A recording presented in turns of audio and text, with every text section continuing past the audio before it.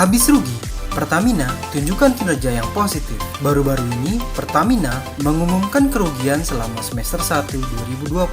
Nilai kerugiannya pun cukup fantastis karena mencapai 767,92 juta dolar Amerika Serikat atau setara 11,13 triliun rupiah.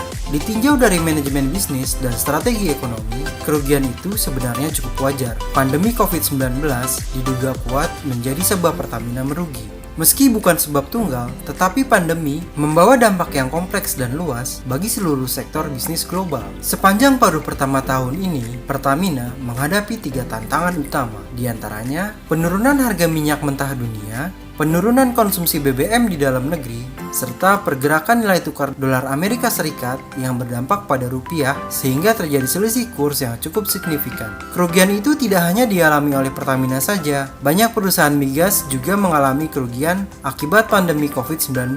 Bahkan kerugian Pertamina itu masih jauh lebih kecil jika dibandingkan dengan perusahaan migas dunia lain. ExxonMobil misalnya, dalam laporan yang diterbitkan tanggal 31 Juli 2020 lalu, menyampaikan kerugian 1,1 miliar US dollar selama semester 1 2020.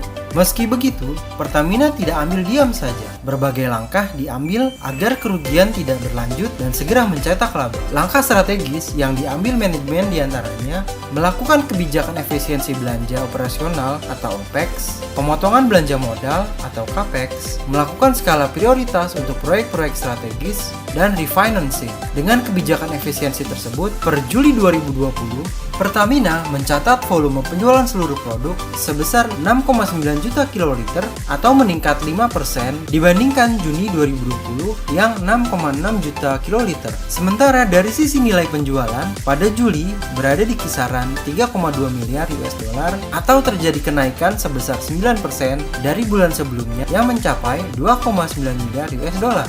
Kebijakan Pertamina di atas juga efektif menjaga BUMN energi tersebut tetap bertahan dalam situasi yang sangat sulit. Dalam situasi seperti ini, mari kita dukung Pertamina agar tetap bertahan. Saatnya kita bangkit bersama.